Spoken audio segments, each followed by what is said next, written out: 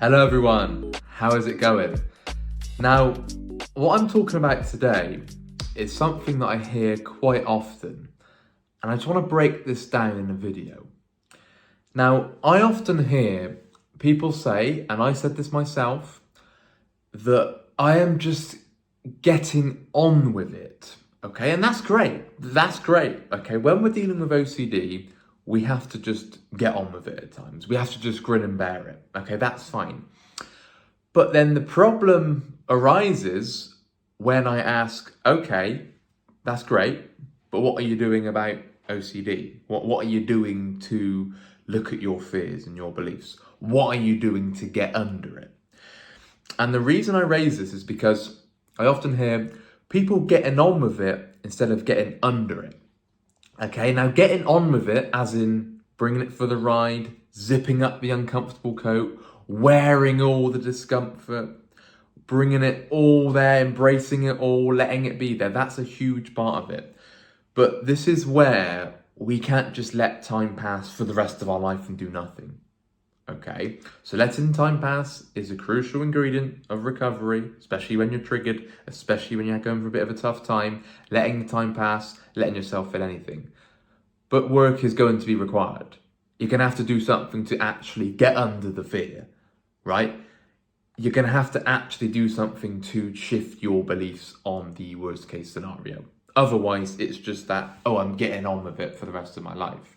OCD does not just budge because you've decided to get on with it, right? We can't pretend it's not a problem. We can't pretend that OCD isn't bothering us, right? You and I know that when you're suffering, you can't just pretend it's not there. You can bring it for the ride, yes. You can keep a good structure up, yes. You can still wear all the symptoms and get on with your day, yes. But you can't just get on with it for the rest of your life and do nothing, because otherwise you'll stay stuck. You will stay stuck. So this is why you're going to have to focus your energy on getting under it as well.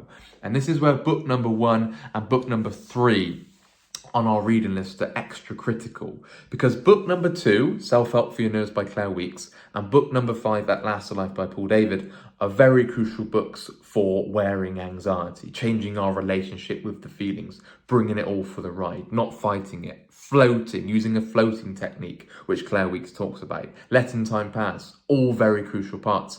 But book number 1, How to Stubbornly Refuse, and The Myth of Self-Esteem, book number 3 by Albert Ellis, talks about how we actually get under these fears. And that is via unconditional acceptance. That's via thinking rationally and picking apart and dissecting our faulty beliefs, such as our irrational demands, our very rigid black and white demands, our catastrophizing, our low frustration tolerance, our overgeneralizing, our self, other and life downing, all kinds of beliefs that you're holding. That is the problem. Right? And also you've got to delve into the core fears and change your perspectives on the worst case scenario. Maybe you have a fear of going to jail, so you're going to have to look at changing your perspectives on going to jail. Maybe you have a fear of dying, so you have to then change your perspectives and your current outlook on death. Maybe you have a fear of contamination, or maybe it's a fear of rejection. Whatever the fear may be, you're going to have to look at that root fear and go, right, why does that bother me? And look at your current beliefs that you hold around those fears and do all you can to change that. Otherwise, you just end up getting on with it your whole life, but you remain suffering. You remain stuck with OCD. OCD still causes shots to your life. OCD still holds the upper hand. And we don't ever get under that unless you look at your beliefs, right? Because otherwise you just get by with OCD calling all the shots, but you're just managing the symptoms, going from setback to setback, relapse to relapse, trigger to trigger. That isn't really thriving. That's just existing. You know, if you've been at rock bottom and that's what you're aiming for, great. We certainly work towards that initially, but ultimately we want to get to recovery. We want to get to a stage where OCD doesn't even play a part in our lives, that it doesn't grip, that it can't latch. It's got nothing to latch to. Every time it grips, it just sort of slips off because of the beliefs have been shifted and the internal framework has been deconstructed, all the compulsions and all the faulty beliefs. That's what we want to get to, not just by getting on with it and letting time pass, because you could be letting time pass your whole life, right? You could be led on your deathbed going, oh, I've just got to let time pass, but then still be stuck with OCD. So you've got to look at all the beliefs that are fueling the cycle, all the compulsive behaviors, all the ingredients that are fueling this fear cycle that OCD is thriving upon. Now, you've got a view, because people often struggle with the motivation. Now, the trouble is you can't just make yourself feel motivated. You can't just go, right, I'm motivated, right, let's go. Because when you're suffering, you feel very deflated. You feel very defeated. You feel very down at times, don't you? You feel defeated from minute one, right? You feel quite dejected. You just feel like I'm not going to do this. You know, you often come in feeling lost and hopeless and helpless and feel like you're broken and treatment resistant. We've all been there. So when we're struggling with that motivation, we can't just sit around and wait for it. We've got to just be getting on with it. We've got to just be thinking, right, how can I start this recovery journey? How can I start making changes, right? And the reason I'm saying this is because it's how you view OCD. This is the key here. The reason people struggle with getting better and putting in the work to get better is because they get off on the wrong foot immediately.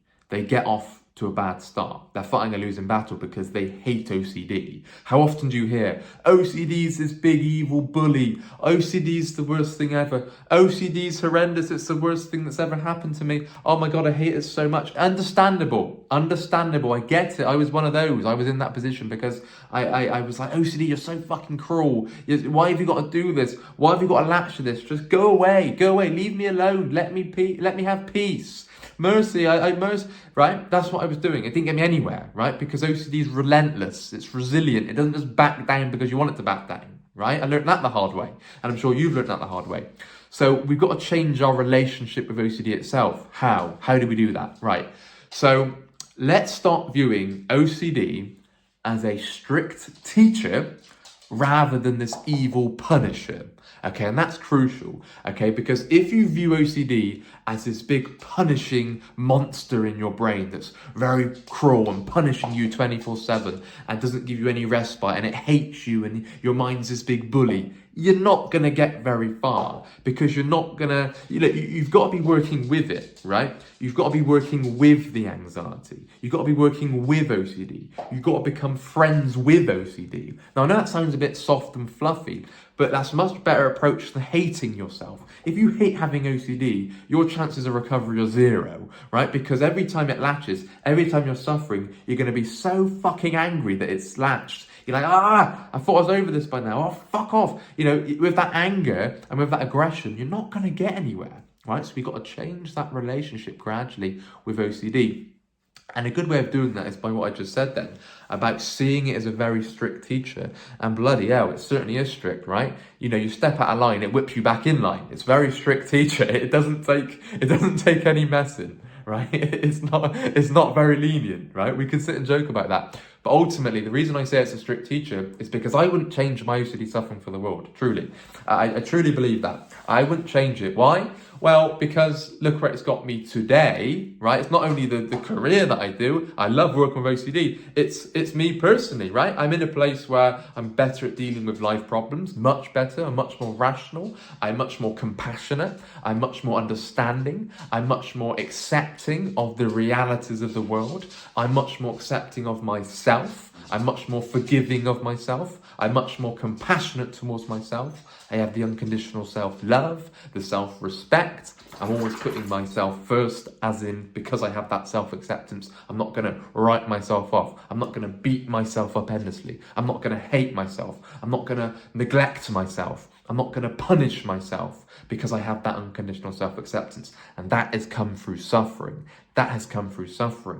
I have maturity, right? I've matured at a very young age, right? And people often say, Sam, you're 24. How can you be so mature? But that's because I've suffered, right? Because I've been through suffering, because I've been through a very difficult time at a very young age. I was stuck with chronic OCD at 17, right? 17, 18, that kind of age. That's when it fully latched chronically. It was around in my teenage years, but it hit hard when I was 18. So to overcome that, I've had to change things. I've had to change my perspectives. I've had to change my beliefs on things. I've had to adjust my behaviors. I've had to change my outlook on life and the reality of life. right? I'm not victimizing myself anymore. I understand that life owes us nothing. The universe owes us absolutely nothing at all. So I'm not sat here whining, complaining about things. I see that as a zero return investment, and instead I'm focused on the problem in hand and how to overcome that problem, right? And the reason I have that mature mindset is because of suffering, because I've had to find a way. Yes, I've had guidance along the way from Rob, but I've had to find that way myself, of that self-accountability of dealing with problems and adjusting and pivoting and changing and being flexible, right? Finding a way that worked for me to overcome OCD. And that came through belief changes, behavior changes, and life structure changes, and all the other stuff in between. So your relationship with OCD is critical. It really is, right? If you hate your OCD and you find yourself labeling it as this big, evil, punishing monster, cruel, horrible, nasty thing, and this thing that's from another planet, and this really evil, horrible thing, you're fighting a losing battle. You're really off to the wrong start, right? You've got off on the wrong foot there. The first thing that you can do, if you're maybe new on the journey, going, right, how do I change my outlook on OCD? How do I change my perspective on suffering itself?